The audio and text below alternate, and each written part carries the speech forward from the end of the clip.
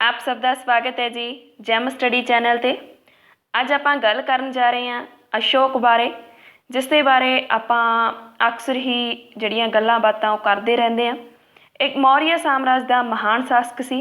ਇਸ ਤੋਂ ਪਹਿਲਾਂ ਮੌਰੀਆ ਸਾਮਰਾਜ ਦੇ ਬਾਰੇ 2 ਵੀਡੀਓ ਜਿਹੜੀਆਂ ਅਪਡੇਟ ਕੀਤੀਆਂ ਜਾ ਚੁੱਕੀਆਂ ਨੇ। ਇਹ ਮੌਰੀਆ ਸਾਮਰਾਜ ਦੀ ਅੱਜ ਦੀ ਲਾਸਟ ਵੀਡੀਓ ਰਹੇਗੀ। ਜਿਨ੍ਹਾਂ ਵਿਦਿਆਰਥੀਆਂ ਨੇ ਉਹ ਨਹੀਂ ਦੇਖੀਆਂ, ਉਹਨਾਂ ਦੇ ਜੋ ਲਿੰਕ ਹੈ ਵੀਡੀਓਜ਼ ਦੇ ਡਿਸਕ੍ਰਿਪਸ਼ਨ ਬਾਕਸ ਦੇ ਵਿੱਚ ਪਾ ਦਿੱਤੇ ਗਏ ਨੇ, ਉੱਥੇ ਜਾ ਕੇ ਚੈੱਕ ਕਰ ਸਕਦੇ। ਕਿਉਂਕਿ ਅਸ਼ੋਕ ਦੇ ਬਾਰੇ ਜਾਣਨ ਤੋਂ ਪਹਿਲਾਂ ਉਹ ਮੌਰੀਆ ਸਾਮਰਾਜ ਦੇ ਉਦੇ ਅਤੇ ਉਹਨਾਂ ਦੇ ਪਹਿਲੇ ਸ਼ਾਸਕ ਚੰਦਰਗੁਪਤ ਮੌਰੀਆ ਅਤੇ ਦੂਜੇ ਬਿੰਦੂਸਾਰ ਬਾਰੇ ਜਾਣਨਾ ਬਹੁਤ ਜ਼ਰੂਰੀ ਹੈ। ਸੋ ਇਸ ਤੋਂ ਪਹਿਲਾਂ ਵਾਲੇ ਜੋ ਲੈਕਚਰ ਆ ਉਹਨਾਂ ਨੂੰ ਵੀ ਜ਼ਰੂਰ ਦੇਖਣਾ। ਅੱਜ ਦੀ ਜੋ ਕਲਾਸ ਹੈ ਸਟਾਰਟ ਕਰਦੇ ਹਾਂ ਜੀ, ਜੋ ਕਿ ਰਹੇਗੀ ਅਸ਼ੋਕ ਦੇ ਬਾਰੇ। ਅਸ਼ੋਕ ਜਿਸ ਨੇ ਜੋ ਰਾਜ ਕੀਤਾ 269 ਤੋਂ ਲੈ ਕੇ 232 ਈਸਵੀ ਤੱਕ। ਇਹਨਾਂ ਦਾ ਜੋ ਨਾਮ ਹੈ ਅਸ਼ੋਕ, ਇਹ ਸੰਸਕ੍ਰਿਤ ਭਾਸ਼ਾ ਦਾ ਸ਼ਬਦ ਹੈ, ਉਸ ਤੋਂ ਲਿਆ ਗਿਆ, ਜਿਸ ਦਾ ਮੀਨਿੰਗ ਹੈ ਦੁੱਖਾਂ ਤੋਂ ਰਹਿਤ, ਜਾਂ ਇੰਗਲਿਸ਼ 'ਚ ਕਹਿ ਲਈਏ ਪੇਨਲੈਸ। ਇਸ ਤੋਂ ਬਿਨਾਂ ਇੱਕ ਹੋਰ ਵੀ ਆਪਾਂ ਕਹਿ ਲਈਏ ਇਹਦੇ ਬਾਰੇ ਕਹਾਣੀ ਆ ਜਿਹੜੀ ਉਹ ਪ੍ਰਚਲਿਤ ਹੈ ਕਿ ਜਦੋਂ ਇਹਨਾਂ ਦਾ ਜਨਮ ਹੋਇਆ ਤਾਂ ਇਹਨਾਂ ਦੇ ਜਿਹੜੇ ਮਾਤਾ ਸੀ ਉਹਨਾਂ ਨੇ ਇਹਨਾਂ ਦਾ ਨਾਮ ਅਸ਼ੋਕ ਰੱਖਿਆ ਅਤੇ ਕਿਹਾ ਮੈਂ ਸਾਰੇ ਦੁੱਖਾਂ ਤੋਂ ਮੁਕਤ ਹੋ ਗਈ ਹਾਂ। ਤਾਂ ਕਰਕੇ ਕਹਿੰਦੇ ਇਹਨਾਂ ਦਾ ਨਾਮ ਆ ਜਿਹੜਾ ਅਸ਼ੋਕ ਪਿਆ। ਅਤੇ ਇਹਨਾਂ ਦਾ ਜੋ ਨਾਮ ਦਾ ਮੀਨਿੰਗ ਉਹ ਹੈ ਪੇਨਲੈਸ, ਦੁੱਖਾਂ ਤੋਂ ਰਹਿਤ।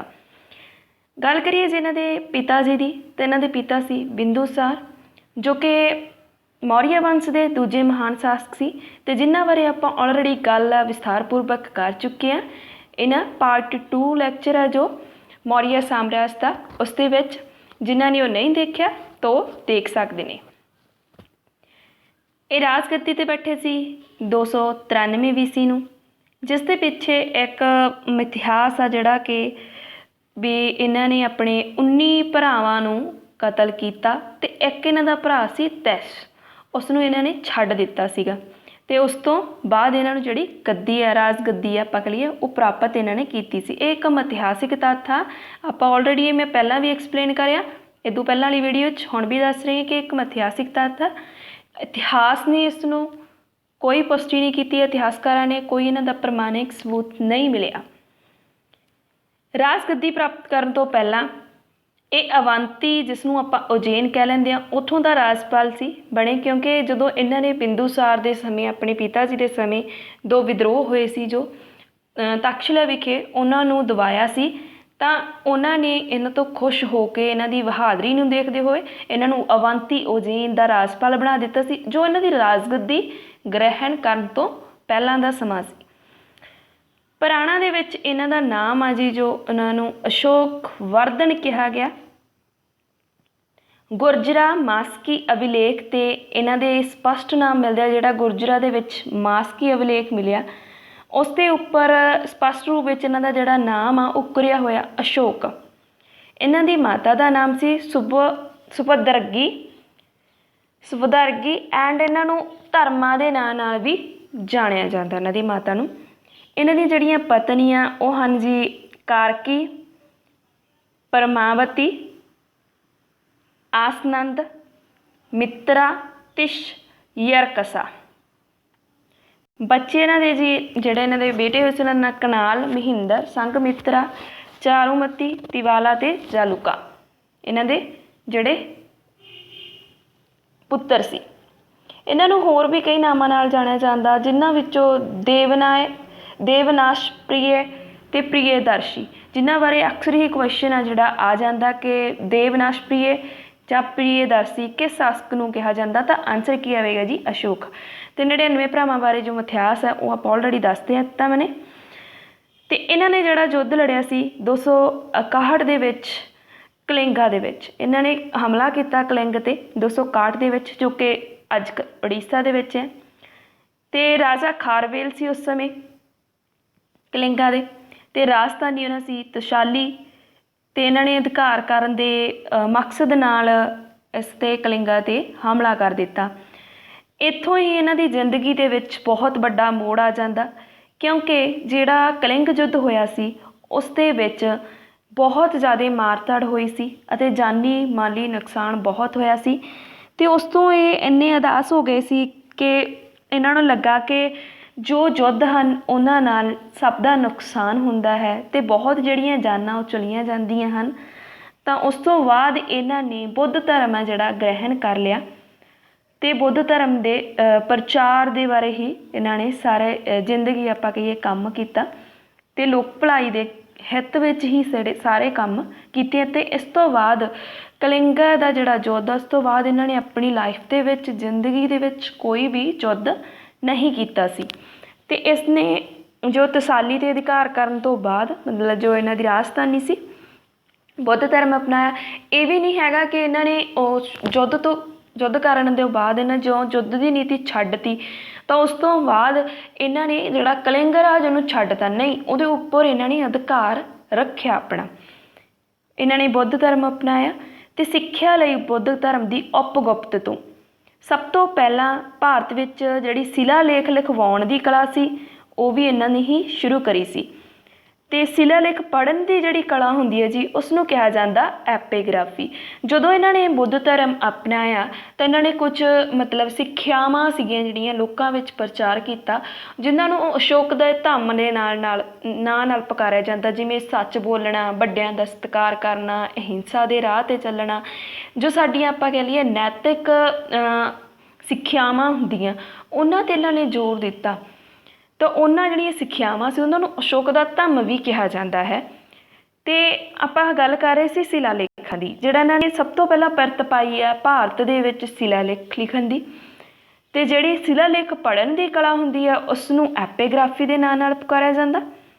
ਪਿਲਨੀ ਅਨੁਸਾਰ ਮਿਸਰ ਦਾ ਰਾਜਾ, ਹਾਂ ਜਿੱਥੇ ਆਪਾਂ ਗੱਲ ਕਰਦੇ ਹਾਂ ਇੱਕ ਰਾਜਦੂਤ ਦੀ, ਜਿਹੜਾ ਪਿਲਨੀ ਹੈ ਉਸ ਦੇ ਅਨੁਸਾਰ ਮਿਸਰ ਦਾ ਇੱਕ ਰਾਜਾ ਸੀ ਫਿਲਾਡੇਲਸ, ਜਿਸ ਨੂੰ ਟਾਲਮੀ ਦੂਜਾ ਵੀ ਕਿਹਾ ਜਾਂਦਾ, ਨੇ ਅਸ਼ੋਕ ਦੇ ਦਰਬਾਰ ਵਿੱਚ ਇੱਕ ਰਾਜਦੂਤ ਭੇਜਿਆ ਸੀ। ਟਾਲਮੀ ਦੂਜਾ ਜੋ ਫਿਲਾਡੇਲਟਸ ਸੀ ਉਸਨੇ, ਜਿਹਦਾ ਨਾਮ ਸੀ ਡਾਇਨੇਸ਼ੀਅਸ। ਉਸ ਦੀ ਜਿਹੜੀ ਗੱਲ ਆ ਇਹ ਡਾਇਨੇਸ਼ੀਅਸ ਦੀ ਪਿਲਨੀ ਨੇ ਕੀਤੀ ਆ ਵੀ ਜੋ ਟਾਲਮੀ ਦੂਜਾ ਨੇ ਇਹਦੇ ਦਰਬਾਰ ਵਿੱਚ ਭੇਜਿਆ ਸੀ।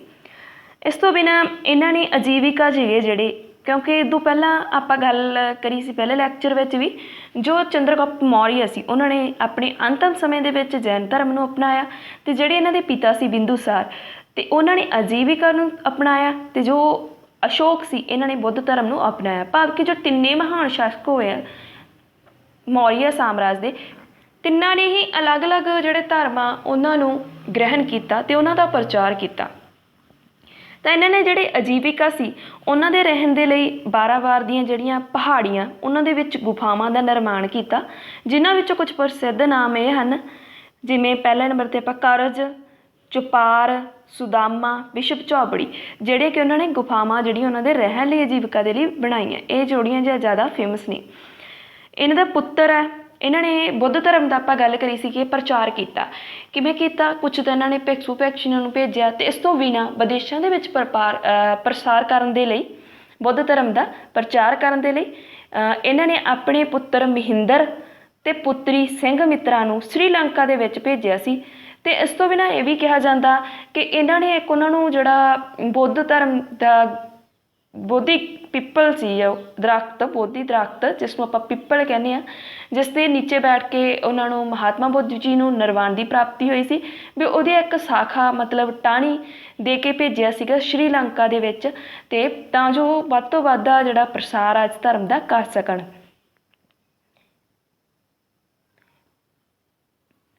ਇਹ ਇੱਕ ਪਹਿਲੇ ਸ਼ਾਸਕ ਸੀ ਜਿਨ੍ਹਾਂ ਨੇ ਵਿਦੇਸ਼ਾਂ ਦੇ ਵਿੱਚ ਬੁੱਧ ਧਰਮ ਨੂੰ ਪ੍ਰਚਾਰ ਕੀਤਾ, ਬੁੱਧ ਧਰਮ ਦਾ। ਇਹ ਸਭ ਤੋਂ ਪਹਿਲੇ ਸ਼ਾਸਕ ਸੀ ਭਾਰਤ ਦੇ। ਇਸ ਤੋਂ ਬਿਨਾਂ ਇਹਨਾਂ ਦੇ ਜਿਹੜੇ ਆਪਾਂ ਕਹਿ ਦਈਏ ਇਹਨਾਂ ਦੀਆਂ ਸਿੱਖਿਆਵਾਂ ਸੀਗੀਆਂ, ਆਪਾਂ ਕਹਿ ਧੰਮਾਂ 'ਤੇ ਜਾਂ ਇਹਨਾਂ ਦੇ ਜਿਹੜੇ ਰੂਲਸ ਰੈਗੂਲੇਸ਼ਨਸ ਸੀਗੇ ਉਹ ਤਿੰਨ ਤਰ੍ਹਾਂ ਦੇ ਰੂਪ ਵਿੱਚ ਮਿਲਦੇ ਸਾਨੂੰ ਉੱਕਰੇ ਹੋਏ। ਇੱਕ ਤਾਂ ਜੀ ਸਤੰਭ ਲੇਖ, ਇੱਕ ਸ਼ਿਲਾ ਲੇਖ ਦੇ ਰੂਪ ਵਿੱਚ, ਤਿੰਨ ਥਰਡ ਗੁਫਾ ਲੇਖ ਦੇ ਵਿੱਚ। ਜਿਹੜੇ ਸਤੰਭ ਲੇਖ ਆ ਉਹ ਥੰਮਾਂ 'ਤੇ ਲਿਖੇ ਗਏ ਆ ਜੀ, ਪਿਲਰਸ ਦੇ ਉੱਪਰ। ਸ਼ਿਲਾ ਲੇਖ ਆ ਜਿਹੜੇ ਉਹ ਪੱਥਰਾਂ 'ਤੇ ਲਿਖੇ ਗਏ ਆ, ਖੁਦਵਾਏ ਗਏ ਆ ਪੱਥਰਾਂ 'ਤੇ। ਅਤੇ ਜੋ ਗੁਫਾ ਲੇਖ ਹੈ ਉਹ ਗੁਫਾਵਾਂ 'ਚ ਲਿਖੇ ਗਏ ਆ। ਸ਼ਿਲਾ ਲੇਖ ਆ ਜਿਹੜੇ ਉਹਨਾਂ ਦੀ ਬ੍ਰਹਮੀ, ਖਰੋਸ਼ਟੀ ਅਤੇ ਗ੍ਰੀਕ, ਅਰਮਾਇਕ ਭਾਸ਼ਾਵਾਂ ਦੇ ਵਿੱਚ ਲਿਖੇ ਗਏ। ਗ੍ਰੀਕ ਤੇ ਅਰਮਾਇਕ ਲਿਪੀ ਹੈ ਜਿਹੜੀ ਅਭਿਲੇਖ ਜਿਹੜੇ ਗ੍ਰੀਕ ਲਿਪੀ ਤੇ ਆਪਾਂ ਕਰੀਏ ਅਰਮਾਇਕ ਦੇ ਅਭਿਲੇਖ ਆ ਉਹ ਮਿਲੇ ਆ ਅਫਗਾਨਿਸਤਾਨ ਤੋਂ। ਖਰੋਸਟੀ ਦੇ ਉੱਤਰ ਪੱਛਮੀ ਪਾਕਿਸਤਾਨ ਤੋਂ ਮਿਲੇ ਆ। ਬ੍ਰਹਮੀ ਲਿਪੀ ਦੇ ਭਾਰਤ ਤੋਂ ਮਿਲੇ ਆ। ਇਸ ਤੋਂ ਬਿਨਾਂ ਸਹਿਜਗੜੀ ਅਤੇ ਮਾਨਸੇਰਾ, ਜਿਹਨੂੰ ਮਾਨਸੇਹਰਾ ਵੀ ਕਿਹਾ ਜਾਂਦਾ, ਖਰੋਸਟੀ ਲਿਪੀ ਇਹਨਾਂ 'ਤੇ ਵੀ ਮਿਲੀ ਹੈ, ਕਿਉਂਕਿ ਆਪਾਂ ਪਹਿਲਾਂ ਹੀ ਗੱਲ ਕਰੀਏ ਖਰੋਸਟੀ ਲਿਪੀ ਹੈ ਜਿਹੜੀ ਉਹ ਪਾਕਿਸਤਾਨ ਦੇ ਵਿੱਚ ਮਿਲੀ ਹੈ, ਪਾਕਿਸਤਾਨ ਦੇ ਵਿੱਚ ਇਲਾਕੇ। ਦੈਨ ਤਕਸ਼ਲਾ ਅਤੇ ਲਗਵਾਨ ਦੇ ਜਿਹੜੇ ਅਭਿਲੇਖ ਆ ਉਹ ਰਮਾਇਕ ਲਿਪੀ ਵਿੱਚ ਆ। ਤਕਸ਼ਲਾ ਅਤੇ ਲਗਵਾਨ ਦੇ ਜਿਹੜੇ ਅਭਿਲੇਖ ਆ ਉਹ ਰਮਾਇਕ ਲਿਪੀ ਦੇ ਵਿੱਚ ਲਿਆ। ਜੇਕਰ ਆਪਾਂ ਗੱਲ ਕਰੀਏ ਸਤੰਭ ਲੇਖਾਂ ਦੀ, ਇਹ ਪ੍ਰਕਿਰਤ ਭਾਸ਼ਾ 'ਚ ਬ੍ਰਹਮੀ ਲਿਪੀ ਪ੍ਰਕਿਰਤ ਭਾਸ਼ਾ ਗੀ ਅਤੇ ਬ੍ਰਹਮੀ ਇਹਨਾਂ ਦੀ ਲਿਪੀ ਹੈ। ਕਸਬੀ ਦੇ ਪ੍ਰਜਾਗ ਦੇ ਸਤੰਭ ਲੇਖਾਂ 'ਚ ਅਸ਼ੋਕ ਦੀ ਜਿਹੜੀ ਰਾਣੀ ਹੈ, ਜਿਹੜੇ ਕਸੰਬੀ ਤੇ ਪ੍ਰਜਾਗ ਦੇ ਸਤੰਭ ਲੇਖ ਆ ਉਹਨਾਂ ਵਿੱਚ ਅਸ਼ੋਕ ਦੀ ਰਾਣੀ ਕੌਰਵਕੀ ਹੈ ਜਿਹੜੀ ਉਹਨਾਂ ਦੇ ਦਾਨ ਦਾ ਉਲੇਖ ਦਿੱਤਾ ਗਿਆ ਗਾ, ਅਤੇ ਇਸ ਨੂੰ ਰਾਣੀ ਦਾ ਲੇਖ ਵੀ ਕਿਹਾ ਜਾ ਸਕਦਾ ਅਤੇ ਰਾਣੀ ਦਾ ਸਤੰਭ ਲੇਖ ਵੀ ਕਹਿੰਦੇ ਆ। ਸ਼ਿਲਾ ਲੇਖਾਂ ਦੀ ਜਿਹੜੀ ਸਭ ਤੋਂ ਪਹਿਲਾਂ ਖੋਜ ਕੀਤੀ ਸੀ ਉਹ 1750 ਦੇ ਵਿੱਚ ਕੀਤੀ ਗਈ ਸੀ ਫੇਨ ਕਿਲਰ ਦੁਆਰਾ, ਅਤੇ ਉਹਨਾਂ ਨੇ ਦੱਸਿਆ ਸੀ ਇਹਨਾਂ ਦੀ ਜਿਹੜੀ ਕੁੱਲ ਗਿਣਤੀ ਉਹ 14 ਗੀ। 14 ਜਿਹੜੇ ਸ਼ਿਲਾ ਲੇਖ ਮਿਲਦੇ ਆ। ਜਿਹੜੀ ਸਭ ਤੋਂ ਪਹਿਲਾਂ ਪੜ੍ਹਨ 'ਚ ਇਹਨਾਂ ਨੇ ਪੜ੍ਹਿਆ ਕਿਹਨੇ ਸੀ, ਸਫਲਤਾ ਕਿਸ ਨੇ ਪ੍ਰਾਪਤ ਕੀਤੀ ਸੀ ਪੜ੍ਹਨ 'ਚ, ਉਹ ਜੇਮਸ ਪ੍ਰਿੰਸ ਨੇ ਕੀਤੀ ਸੀ ਜੀ 1837 ਦੇ ਵਿੱਚ। ਖੋਜ ਕੀਤੀ ਸੀ 1750 ਵਿੱਚ, ਅਤੇ ਜਿਹੜੇ ਪੜ੍ਹਨ ਵਿੱਚ ਆਪਾਂ ਕਹਿ ਦਈਏ ਸਫਲਤਾ ਗ੍ਰਹਿਣ ਕੀਤੀ ਸੀ ਉਹ ਜੇਮਸ ਪ੍ਰਿੰਸ ਨੇ ਕੀਤੀ ਸੀ 1837 ਦੇ ਵਿੱਚ। ਅਤੇ ਸ਼ਿਲਾ ਲੇਖਾਂ ਦੀ ਕੁੱਲ ਸੰਖਿਆ ਕਿੰਨੀ ਹੈ? 14। ਹੁਣ ਆਪਾਂ ਇਹਨਾਂ 14 ਸ਼ਿਲਾ ਲੇਖਾਂ ਦੇ ਬਾਰੇ ਪੜ੍ਹਾਂਗੇ ਅਤੇ ਇਹਨਾਂ ਦੇ ਵਿੱਚ ਕੀ ਕੀ ਵਿਸ਼ਾ ਲਿਆ ਗਿਆ। ਪਹਿਲਾ ਜੋ ਫਸਟ ਸ਼ਿਲਾ ਲੇਖ ਹੈ ਉਹਦੇ ਵਿੱਚ ਜੀ ਪਸ਼ੂ ਬਲੀ ਆ, ਜਿਹੜੀ ਪਸ਼ੂਆਂ ਦੀ ਬਲੀ ਦਿੱਤੀ ਜਾਂਦੀ ਸੀਗੀ, ਮਾਰ ਦਿੱਤਾ ਜਾਂਦਾ ਸੀ, ਜਾਂ ਆਪਾਂ ਕਹਿ ਲਈਏ ਦੇਵੀ ਦੇਵਤਿਆਂ ਨੂੰ ਖੁਸ਼ ਕਰਨ ਦੇ ਲਈ ਪਸ਼ੂ ਮਾਰ ਕੇ ਉਹਨਾਂ ਦੀ ਬਲੀ ਦਿੱਤੀ ਜਾਂਦੀ ਸੀ, ਉਹਦੀ ਨਿੰਦਿਆ ਕੀਤੀ ਗਈ ਹੈ। ਸੈਕਿੰਡ ਵਨ ਹੈ ਜੀ ਜੋ ਸ਼ਿਲਾ ਲੇਖ, ਉਹਦੇ ਵਿੱਚ ਮਨੁੱਖ ਅਤੇ ਪਸ਼ੂਆਂ ਲਈ ਇਲਾਜ ਦੇ ਜਿਹੜਾ ਮਨੁੱਖ ਅਤੇ ਪਸ਼ੂ ਉਹਨਾਂ ਦਾ ਕਿਵੇਂ ਇਲਾਜ ਹੋਣਾ, ਕਿਹੜੀਆਂ ਸਹੂਲਤਾਂ ਦੇ ਥਰੂ ਹੋਣਾ, ਉਸ ਦੀ ਵਿਵਸਥਾ ਦਾ ਪ੍ਰਬੰਧ ਕੀਤਾ ਗਿਆ। ਥਰਡ ਸ਼ਿਲਾ ਲੇਖ ਹੈ ਜੋ ਉਹ ਧਾਰਮਿਕ ਨਿਯਮਾਂ ਦਾ ਕੀ ਇਹਨਾਂ ਦੇ ਨਿਯਮ ਆ ਅਤੇ ਧਰਮ ਅਨੁਸ਼ਾਸਨ ਲਈ ਦੌਰ, ਭਾਵ ਕਿ ਕਿਹੜੇ ਅਧਿਕਾਰੀ ਜਿਹੜੇ ਧਰਮ ਦਾ ਪ੍ਰਚਾਰ ਕਰਨਗੇ, ਦੌਰਾ ਕਰਨਗੇ, ਦੌਰ ਨਹੀਂ ਇੱਥੇ ਦੌਰਾ ਹੋ ਜੂ, ਉਹਨਾਂ ਦਾ ਆਪਾਂ ਕਹਿ ਦਈਏ ਵਰਣਨ ਹੈ ਜਿਹੜਾ ਥਰਡ ਸ਼ਿਲਾ ਲੇਖ ਦੇ ਵਿੱਚ ਕੀਤਾ ਗਿਆ ਹੈ। ਫੋਰਥ ਦੇ ਵਿੱਚ ਧਰਮਾਚਰਨ ਵਿੱਚ ਧੰਮ ਦੀ ਪਾਲਣਾ। ਫੋਰਥ ਆ ਜਿਹੜਾ ਇਹ ਬਹੁਤ ਇੰਪੋਰਟੈਂਟ ਆ ਵੀ ਧੰਮ ਦੇ ਬਾਰੇ ਕਿਹੜੇ ਸ਼ਿਲਾ ਲੇਖ ਵਿੱਚ ਕੀਤੀ ਗਈ ਹੈ, ਤਾਂ ਜੋ ਚੌਥੇ ਸ਼ਿਲਾ ਲੇਖ ਵਿੱਚ ਕੀਤੀ ਗਈ ਹੈ। ਫਿਫਥ ਦੇ ਵਿੱਚ ਧਾਰਮਿਕ ਅਧਿਕਾਰੀਆਂ ਦੀ ਨਿਯੁਕਤੀ ਦੇ ਵਿਸ਼ੇ ਵਿੱਚ, ਜਿਹੜਾ ਧਾਰਮਿਕ ਅਧਿਕਾਰੀ ਉਹਨਾਂ ਦੀ ਨਿਯੁਕਤੀ ਕਿਵੇਂ ਸੀ ਉਸ ਵਿਸ਼ੇ ਦੇ ਬਾਰੇ ਜਾਣਕਾਰੀ ਹੈ ਜਿਹੜੀ ਸਾਨੂੰ ਫਿਫਥ ਸ਼ਿਲਾ ਲੇਖ ਦੇ ਵਿੱਚ ਮਿਲਦੀ ਹੈ। ਸਿਕਸਥ ਦੇ ਵਿੱਚ ਰਾਜੇ ਦੇ ਕਰਤੱਵ ਪਾਲਣ ਦੀ, ਆਤਮ ਨਿਯੰਤਰਣ ਅਤੇ ਆਪਣੇ ਆਪ 'ਤੇ ਕਿਵੇਂ ਉਹਨਾਂ ਨੇ ਨਿਯੰਤਰਣ ਕਰਨਾ ਉਸ ਦੀ ਗੱਲ ਕੀਤੀ ਗਈ ਹੈ ਜੀ। ਜੋ ਸੈਵਨਥ ਹੈ ਜੀ ਉਸ ਦੇ ਵਿੱਚ ਭਾਵ ਸ਼ੁੱਧੀ, ਸੰਜਮ ਕਿਵੇਂ ਰੱਖਣਾ, ਆਪਣੇ ਜਿਹੜੇ ਵਿਚਾਰ ਆ ਉਹ ਕਿਵੇਂ ਸ਼ੁੱਧ ਰੱਖਣਾ, ਅਤੇ ਵਿਭਿੰਨ ਧਰਮਾਂ ਦਾ ਆਦਰ ਸਤਿਕਾਰ ਕਿਵੇਂ ਕਰਨਾ ਉਸ ਦੀ ਗੱਲ ਕੀਤੀ ਗਈ ਹੈ। ਜੋ 8th ਹੈ ਉਸ ਦੇ ਵਿੱਚ ਤੀਰਥ ਸਥਾਨਾਂ ਦਾ ਉਲੇਖ ਕੀਤਾ ਗਿਆ, ਕਿਹੜੇ ਤੀਰਥ ਸਥਾਨ ਨੇ ਇਹਨਾਂ ਦੇ, ਉਹਨਾਂ ਦੇ ਬਾਰੇ ਜਾਣਕਾਰੀ ਦਿੱਤੀ ਗਈ ਹੈ। 9th ਦੇ ਵਿੱਚ ਸੱਚੀ ਭੇਂਟ, ਸੱਚੇ ਸ਼ਿਸ਼ਟਾਚਾਰ ਦਾ ਉਲੇਖ ਹੈ। 10ਵੇਂ ਦੇ ਵਿੱਚ ਹੈ ਜੀ ਰਾਜਾ ਅਤੇ ਉੱਚ ਅਧਿਕਾਰੀ ਪ੍ਰਜਾ ਦੇ ਹਿੱਤ ਬਾਰੇ ਸੋਚਣਗੇ, ਇਹ ਨਹੀਂ ਕਿ ਆਪਣੀਆਂ ਮਨਮਰਜ਼ੀਆਂ ਕਰੀ ਜਾਣਗੇ। 11th ਹੈ ਜੀ ਧੰਮ ਦੀ ਵਿਆਖਿਆ ਕੀਤੀ ਗਈ ਹੈ, ਇਹ ਵੀ ਵੈਰੀ ਇੰਪੋਰਟੈਂਟ ਹੈ ਜੀ, ਜਿਸ ਦੇ ਵਿੱਚ ਧੰਮ ਦੀ ਵਿਆਖਿਆ ਕੀਤੀ ਗਈ ਹੈ। ਉਹ ਕਿੰਨਵਾਂ ਸ਼ਿਲਾ ਲੇਖ ਹੈ ਜੀ? 11ਵਾਂ। 12ਵੇਂ ਵਿੱਚ ਇਸਤਰੀਆਂ ਦੀ ਉੱਚ ਨਿਯੁਕਤੀ ਅਤੇ ਇਸਤਰੀਆਂ ਨੂੰ ਜਿਹੜੇ ਸਮਾਨਤਾ ਦੇ ਅਧਿਕਾਰ ਦੇ ਬਾਰੇ ਗੱਲ ਕੀਤੀ ਗਈ ਹੈ ਕਿ ਇਸਤਰੀਆਂ ਵੀ ਮਰਦਾਂ ਦੇ ਬਰਾਬਰ ਨੇ, ਕਿਉਂਕਿ ਉਸ ਸਮੇਂ ਜਿਹੜੀਆਂ ਇਸਤਰੀਆਂ ਸੀਗੀਆਂ ਉਹਨਾਂ ਨੂੰ ਵਧੀਆ ਸਮਝਿਆ ਜਾਂਦਾ ਸੀ, ਇਹ ਨਹੀਂ ਸੀ ਕਿ ਉਹਨਾਂ ਨਾਲ ਕਿਸੇ ਤਰ੍ਹਾਂ ਦਾ ਵੀ ਕੋਈ ਮਤਭੇਦ ਕੀਤਾ ਜਾਂਦਾ ਸੀ, ਵਧੀਆ ਸਥਾਨ ਸੀ ਇਸਤਰੀਆਂ ਨੂੰ ਵੀ ਮੌਰੀਆ ਸਾਮਰਾਜ ਸਮੇਂ। 13ਵਾਂ ਸ਼ਿਲਾ ਲੇਖ ਹੈ ਜੀ ਉਸ ਦੇ ਵਿੱਚ ਕਲਿੰਗ ਯੁੱਧ ਦਾ ਵਰਣਨ ਹੈ। ਇਹ ਵੀ ਕੁਐਸਚਨ ਕਈ ਵਾਰ ਆ ਜਾਂਦਾ ਵੀ ਕਿਹੜੇ ਸ਼ਿਲਾ ਲੇਖ ਵਿੱਚ ਕਲਿੰਗ ਯੁੱਧ ਦਾ ਵਰਣਨ ਕੀਤਾ ਗਿਆ, 13ਵੇਂ ਦੇ ਵਿੱਚ ਕੀਤਾ ਗਿਆ। ਅਸ਼ੋਕ ਦੇ ਹਿਰਦੇ ਪਰਿਵਰਤਨ ਭਾਵ ਕਿ ਉਹਨਾਂ ਦੇ ਯੁੱਧ ਨੀਤੀ ਨੂੰ ਛੱਡਣ ਅਤੇ ਬੁੱਧ ਧਰਮ ਗ੍ਰਹਿਣ ਕਰਨ, ਸ਼ਾਂਤੀ ਦੀ ਨੀਤੀ ਅਤੇ ਅਹਿੰਸਾ ਦੀ ਨੀਤੀ 'ਤੇ ਚੱਲਣ ਦਾ ਵਰਣਨ ਕੀਤਾ ਗਿਆ ਇਸ ਦੇ ਵਿੱਚ। ਜੋ 14ਵਾਂ ਸ਼ਿਲਾ ਲੇਖ ਹੈ ਇਹ ਹੈ ਜੀ ਅਸ਼ੋਕ ਨੇ ਜਨਤਾ ਨੂੰ ਧਾਰਮਿਕ ਜੀਵਨ ਬਿਤਾਉਣ ਲਈ ਪ੍ਰੇਰਿਤ ਕੀਤਾ, ਇਹਦੇ ਵਿੱਚ ਵੀ ਸਾਨੂੰ ਧਰਮ ਦੇ ਅਨੁਸਾਰ ਆ ਜਿਹੜਾ ਚੱਲਣਾ ਚਾਹੀਦਾ। ਹਾਂਜੀ ਹੁਣ ਜੇ ਆਪਾਂ ਗੱਲ ਕਰੀਏ, ਇਹ ਤਾਂ ਸੀ ਸਤੰਭ ਲੇਖ ਅਸੀਂ ਹੁਣ ਆਪਾਂ ਗੱਲ ਕਰਨ ਜਾ ਰਹੇ ਹਾਂ ਜੀ ਸਤੰਭ ਲੇਖਾਂ ਦੀ, ਜੋ ਕਿ ਸਾਨੂੰ ਅਸ਼ੋਕ ਦੇ 7 ਸਤੰਭ ਲੇਖ ਮਿਲਦੇ ਨੇ। ਜਿਹੜਾ ਫਸਟ ਮਿਲਦਾ ਜੀ ਉਹ ਪ੍ਰਜਾਗ ਸਤੰਭ ਲੇਖ ਦੇ ਨਾਂ ਨਾਲ ਮਸ਼ਹੂਰ ਹੈ, ਜਿਸ ਦੇ ਬਾਰੇ ਮੋਸਟਲੀ ਜਿਹੜਾ ਕੁਐਸਚਨ ਆਪਾਂ ਕਹਿ ਲਈਏ ਆ ਜਾਂਦਾ। ਇਹ ਇਲਾਹਾਬਾਦ ਵਿੱਚ ਮਿਲਿਆ ਸੀ, ਉੱਤਰ ਪ੍ਰਦੇਸ਼ ਦੇ ਵਿੱਚ, ਕੌਸ਼ੰਬੀ ਤੋਂ। ਅਕਬਰ ਸੀਗਾ ਜਿਹੜਾ, ਸੋਰੀ ਅਕਬਾਰ ਲਿਖਿਆ, ਇੱਥੇ ਕੰਨਾ ਕੱਟ ਲਿਓ। ਅਕਬਰ ਨੇ ਇਲਾਹਾਬਾਦ 'ਚ ਸਥਾਪਿਤ ਕੀਤਾ ਸੀ ਇਸ ਸਤੰਭ ਨੂੰ। 3 ਨਦੀਆਂ ਵੀ ਕਿਹਾ ਜਾਂਦਾ, ਵੀ 3 ਨਦੀਆਂ ਦਾ ਜਿਹੜਾ ਮੇਲ ਹੁੰਦਾ ਉੱਥੇ ਪ੍ਰਜਾਗ ਨਾਮਕ ਸਥਾਨ ਆ, ਉੱਥੇ ਇਹਨੂੰ ਆਪਾਂ ਕਹੀਏ ਉਕਰਿਆ ਗਿਆ ਹੈ ਜਾਂ ਖੁਦਵਾਇਆ ਗਿਆ ਹੈ। ਉਹ ਹੈ ਜੀ ਗੰਗਾ, ਜਮਨਾ, ਸਰਸਵਤੀ ਆ, ਜਿੱਥੇ ਨਦੀਆਂ ਤਿੰਨੋਂ ਆ ਕੇ ਮਿਲਦੀਆਂ ਉਸ ਜਗ੍ਹਾ ਨੂੰ ਪ੍ਰਜਾਗ ਕਿਹਾ ਜਾਂਦਾ, ਅਤੇ ਜਿੱਥੇ ਇਹ ਸਤੰਭ ਲੇਖ ਹੈ। ਸੈਕਿੰਡ ਸਤੰਭ ਲੇਖ ਹੈ ਜੀ ਜੋ ਦਿੱਲੀ ਤੋਂ ਮੇਠ, ਆਪਾਂ ਕਹੀਏ ਦਿੱਲੀ ਤੋਂ ਮੇਠ ਤੱਕ ਦਾ ਸੀ। ਉਹਦੇ ਵਿੱਚ ਟੋਪਰਾ ਨਾਮਕ ਸਥਾਨ ਤੋਂ ਮਿਲਿਆ ਇਹ, ਦਿੱਲੀ ਤੋਂ ਮੇਠ ਤੱਕ ਦੇ ਨਾਂ ਨਾਲ ਮਸ਼ਹੂਰ ਹੈ। ਅਤੇ ਟੋਪਰਾ ਨਾਮਕ ਮਿਲਿਆ ਸਥਾਨ ਤੋਂ। ਟੋਪਰਾ ਤੋਂ ਦਿੱਲੀ ਜਿਹੜਾ ਇਹਨੂੰ ਤੁਗਲਕ ਲੈ ਕੇ ਗਿਆ ਸੀ, ਫਿਰੋਜ਼ ਤੁਗਲਕ। ਜਿਹੜਾ ਥਰਡ ਵਨ ਹੈ ਇਹ ਵੀ ਦਿੱਲੀ ਤੋਂ ਮੇਠ ਤੱਕ ਦਾ ਜੀ, ਇਹ ਮੇਰਠ ਤੋਂ ਮਿਲਿਆ, ਇਹ ਟੋਪਰਾ ਤੋਂ ਨਹੀਂ ਮਿਲਿਆ, ਇਹ ਮੇਰਠ ਤੋਂ ਮਿਲਿਆ। ਦਿੱਲੀ ਫਿਰੋਜ਼ ਤੁਗਲਕ ਲੈ ਕੇ ਗਿਆ ਸੀ ਇਸ ਨੂੰ ਮੇਰਠ ਤੋਂ। ਫੋਰਥ ਹੈ ਜੀ ਰਾਮਪੁਰਬਾ, ਇਹ ਵੀ ਮਸ਼ਹੂਰ ਹੈ ਜੀ, ਫੇਮਸ ਹੈ ਬਹੁਤ। ਚੰਪਾਰਨ ਬਿਹਾਰ ਦੇ ਵਿੱਚੋਂ ਮਿਲਿਆ। ਇਸ ਦੀ ਜਿਹੜੀ ਖੋਜ ਕਰੀ ਸੀ ਉਹ 1872 ਦੇ ਵਿੱਚ ਕਾਰਲਾਈਲ ਨੇ ਕਰੀ ਸੀ। ਫਿਫਥ ਵਨ ਹੈ ਜੀ ਲੌਰੀਆ ਅਰੋਰਾਜ, ਚੰਪਾਰਨ ਬਿਹਾਰ ਤੋਂ ਇਹ ਮਿਲਿਆ। ਸਿਕਸਥ ਹੈ ਜੀ ਲੌਰੀਆ ਆਨੰਦਗੜ੍ਹ, ਚੰਪਾਰਨ ਬਿਹਾਰ ਤੋਂ ਮਿਲਿਆ, ਜਿਸ ਦੇ ਉੱਪਰ ਮੋਹਰ ਅੰਕਿਤ ਕੀਤਾ ਗਿਆ। ਸੈਵਨਥ ਹੈ ਜੋ ਸਭ ਤੋਂ ਜ਼ਿਆਦਾ ਆਪਾਂ ਕਹਿ ਲਈਏ ਇੰਪੋਰਟੈਂਟ ਹੈ, ਉਹ ਹੈ ਜੀ ਲਾਇਨ ਕੈਪੀਟਲ ਆਫ ਅਸ਼ੋਕਾ, ਜਿਸ ਨੂੰ ਲਾਇਨ ਕੈਪੀਟਲ ਆਫ ਅਸ਼ੋਕਾ ਸੀ। ਸਾਰਨਾਥ ਦੇ ਵਿੱਚੋਂ ਜਿਹੜੀ ਸਾਨੂੰ ਇੱਕ ਮੂਰਤੀ ਮਿਲੀ ਹੈ 4 ਸ਼ੇਰਾਂ ਵਾਲੀ, ਭਾਰਤ ਦਾ ਰਾਸ਼ਟਰੀ ਚਿੰਨ੍ਹ ਮੰਨਿਆ ਜਾਂਦਾ ਜੀ ਜਿਸ ਨੂੰ। ਹਾਂਜੀ, ਜੋ 4 ਸ਼ੇਰਾਂ ਵਾਲੀ ਮੂਰਤੀ ਹੈ ਇਹ ਮਿਲੀ ਸੀਗੀ ਜੋ ਸਾਰਨਾਥ ਤੋਂ। ਇਸ ਦੇ ਵਿੱਚ ਕੀ ਗੱਲ ਕਰੀ ਗਈ ਹੈ, ਇਸ ਦੇ ਵਿੱਚ 4 ਸ਼ੇਰਾਂ ਦੀ ਮੂਰਤੀ ਹੈ ਜੀ ਇਹ, ਅਤੇ ਇਹਦੇ ਵਿੱਚ 4 ਸ਼ੇਰ ਆ ਜਿਹੜੇ ਬਣਾਏ ਗਏ ਆ, ਜਿਸ ਦੇ ਵਿੱਚ 3 ਆ ਜਿਹੜੇ ਸਾਨੂੰ ਦਿਖਦੇ ਆ, ਅਤੇ ਜੋ ਫੋਰਥ ਵਨ ਆ ਉਹ ਪਿੱਛੇ ਚਲਾ ਜਾਂਦਾ, ਉਹ ਨਹੀਂ ਦਿਖਦਾ। ਅਤੇ ਇਸ ਦੇ ਨੀਚੇ ਇੱਕ ਚੱਕਰ ਹੈ, ਅਤੇ ਇੱਕ ਬਲਦ ਹੈ, ਅਤੇ ਇੱਕ ਘੋੜਾ ਜਿਹੜਾ ਉਕਰਿਆ ਗਿਆ। ਅਤੇ ਇਹ ਸਾਡੇ ਭਾਰਤ ਦੀ ਰਾਸ਼ਟਰੀ ਆਪਾਂ ਕਹੀਏ ਰਾਸ਼ਟਰੀ ਚਿੰਨ੍ਹ ਹੈ। ਅਤੇ ਜੇ ਆਪਾਂ ਇੱਥੇ ਕਈ ਵਾਰ ਕੁਐਸਚਨ ਆ ਜਾਂਦਾ ਕਿ ਸਾਰਨਾਥ ਤੋਂ ਜਿਹੜੀ 4 ਸ਼ੇਰਾਂ ਵਾਲੀ ਮੂਰਤੀ ਉਹ ਕਿੱਥੋਂ ਮਿਲੀ ਹੈ, ਤਾਂ ਸਾਰਨਾਥ ਤੋਂ ਮਿਲੀ ਹੈ। ਹੁਣ ਜੇ ਆਪਾਂ ਗੱਲ ਕਰੀਏ ਇਹਨਾਂ ਦੇ ਸ਼ਾਸਨ ਪ੍ਰਬੰਧ ਦੀ, ਇਹਨਾਂ ਦਾ ਜੋ ਮੌਰੀਆ ਸਾਮਰਾਜ ਦਾ ਸ਼ਾਸਨ ਪ੍ਰਬੰਧ ਸੀ ਬਹੁਤ ਹੀ ਉੱਚ ਕੋਟੀ ਦਾ ਸੀ। ਇਸ ਨੂੰ ਆਪਾਂ ਕਹਿ ਲਈਏ ਦੂਜੀ ਸ਼ਹਿਰੀ ਸੱਭਿਅਤਾ ਜਿਹੜੀ ਮੰਨਿਆ ਗਿਆ। ਪਹਿਲਾਂ ਜਿਵੇਂ ਆਪਾਂ ਕਹਿ ਲਈਏ ਹੜੱਪਾ ਨੂੰ ਭਾਰਤ ਦੀ ਸ਼ਹਿਰੀ ਸੱਭਿਅਤਾ, ਨਾਗਰੀ ਸੱਭਿਅਤਾ ਪਹਿਲੀ ਮੰਨਿਆ ਗਿਆ, ਅਤੇ ਦੂਜੀ ਮੌਰੀਆ ਸਾਮਰਾਜ ਨੂੰ। ਜਿਹੜਾ ਸਾਮਰਾਜ ਸੀ 5 ਪ੍ਰਾਂਤਾਂ ਦੇ ਵਿੱਚ ਵੰਡਿਆ ਹੋਇਆ ਸੀ। ਪ੍ਰਾਂਤ ਨੂੰ ਚੱਕਰ ਕਿਹਾ ਜਾਂਦਾ ਸੀ। ਸ਼ਾਸਨ ਕਰਨ ਵਾਲੇ ਜਿਹੜੇ ਪ੍ਰਾਂਤਾਂ 'ਤੇ ਸ਼ਾਸਨ ਕਰਦੇ ਸੀ ਉਹਨਾਂ ਨੂੰ ਉਮਰ ਜਾਂ ਆਰੀਆ ਪੁੱਤਰ ਦੇ ਨਾਂ ਨਾਲ ਪੁਕਾਰਿਆ ਜਾਂਦਾ ਸੀ। ਸਭ ਤੋਂ ਰਾਜ ਸ਼ਾਸਨ ਦੀ ਸਭ ਤੋਂ ਛੋਟੀ ਇਕਾਈ ਸੀ ਜੀ ਗ੍ਰਾਮ, ਪਿੰਡ। ਬਿਕਰੀ ਕਰ ਜਿਹਨੂੰ ਆਪਾਂ ਕਹਿ ਦਈਏ ਸੇਲ ਟੈਕਸ, ਆਮਦਨ ਦਾ 10ਵਾਂ ਹਿੱਸਾ ਲਿਆ ਜਾਂਦਾ ਸੀ 1/10। ਅਮਾਤਿਆ ਸੀਗਾ ਜਿਹੜੇ ਮੰਤਰੀ ਪ੍ਰੀਸ਼ਦ, ਅਤੇ ਮੰਤਰੀਆਂ ਨੂੰ ਕਿਹਾ ਜਾਂਦਾ ਸੀ ਜੋ ਰਾਜੇ ਦੀ ਸਲਾਹ ਆਪਾਂ ਕਰੀਏ ਸਹਾਇਤਾ ਲਈ ਜਾਂ ਸਲਾਹ ਦੇ ਲਈ ਬਣਾਏ ਜਾਂਦੇ ਸੀਗੇ। ਮੰਤਰੀ ਪ੍ਰੀਸ਼ਦ ਅਤੇ ਮੰਤਰੀ, ਉਹਨਾਂ ਨੂੰ ਅਮਾਤਿਆ ਬੋਲਦੇ ਸੀ। ਸਮਾਹਰਤਾ ਸੀ ਜੋ ਟੈਕਸ ਇਕੱਠਾ ਕਰਦਾ ਸੀ। ਸਨੀਤਾਤਾ ਸੀ ਜੋ ਮੁੱਖ ਖਜ਼ਾਨਚੀ ਸੀਗਾ। ਗੁਪਤਚਰਾਂ ਨੂੰ ਗੂੜਪੁਰਸ਼ ਕਿਹਾ ਜਾਂਦਾ ਸੀ, ਗੂੜਪੁਰਸ਼ਾਂ ਦੀ ਸੰਸਥਾ ਕਹਿੰਦੇ ਸੀ।